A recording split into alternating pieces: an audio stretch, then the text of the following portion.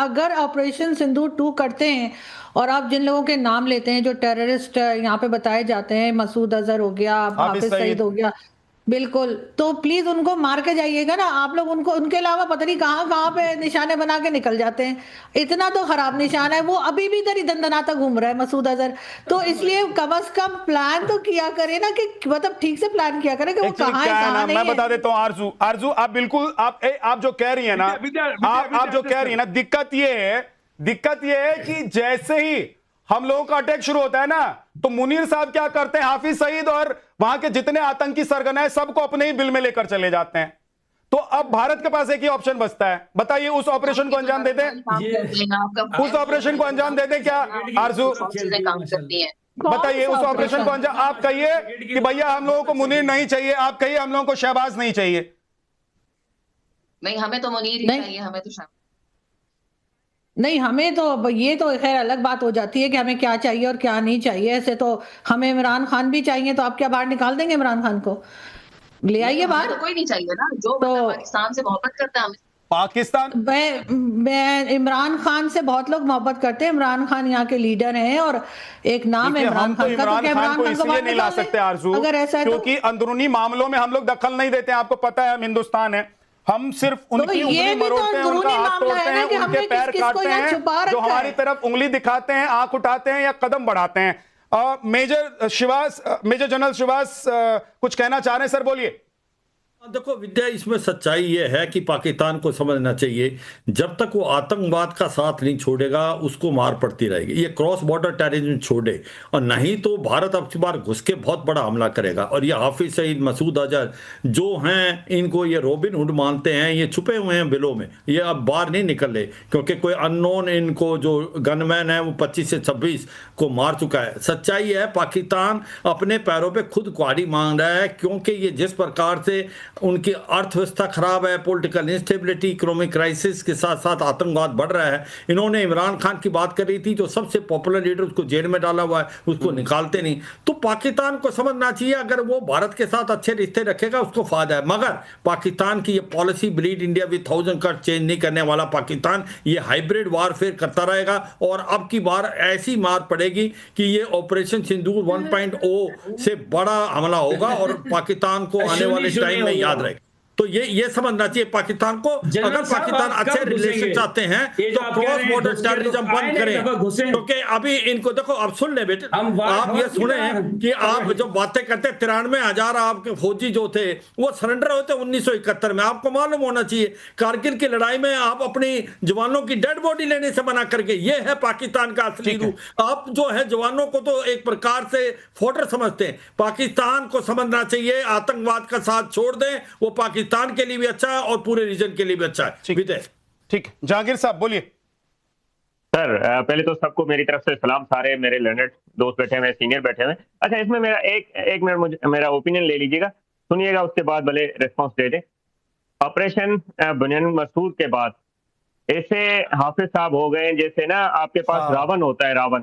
BJP वाले Indian जो फौजी हैं वो सोते हैं, अपने बच्चों को सुलाते हैं, भाई सो जाओ, अदरवाइज जो है हाफिज मुनीर साहब आ जाएंगे। तो इंडिया में माशाल्लाह, सिर्फ इंडिया में नहीं, all over the world army chief ऐसे हो गए। अच्छा सुनिएगा, अभी तो इंडिया की सर मैं आपको सर बड़ी मेहरबानी। इसके बाद वो सुनिएगा, आपने कहा था लंच वगैरह कराइएगा। अच्छा एक मिनट सुन लेना।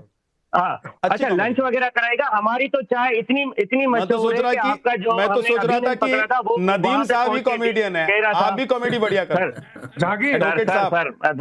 सर तो वो अभिनंदन से भी पूछिए कि हम चाय कितनी अच्छी बनाते हैं और दूध पत्ती बड़ी प्यारी हम जो है चपाल टी यूज करते हैं। तो आए लंच करके जाए। और अभी जो है आपकी स्थिति तो इतनी खराब है कि आपके जहाज गिर जाते हैं। अमेरिका की बिरयानी कैसी है? हम आपको वेज बिरयानी खिलाएंगे और मेरी बिरयानी कैसी है? खुद बनाता हूँ, बड़ी अच्छी। अरे जहांगीर साहब, अमेरिका ने क्या पाले अमेरिका ने? छोड़े सर अमेरिका ने क्या पाले? वर्दी वाले क्या पाले, बताओ जरा। बिरयानी कैसी लगी? सर एक मिनट और सुनो, ये अमेरिका कहता है कि अमेरिका ने रुकवाया है, अभी चाइना ने बोला है, ग्लोबल टाइम्स ने। चाइना कहता है, जाकिर साहब चाइना कह रहा है कि चाइना ने रुकवाई है ये लड़ाई। तो मुझे नदीम और चाइना और वजिया ये बता दो, ये नदीम, जहांगीर और वजिया ये बताएं कि ये चीन ने रुकवाई लड़ाई आपकी या अमेरिका ने रुकवाई है? ये आपके डीजीएम ने माफी मांगी है।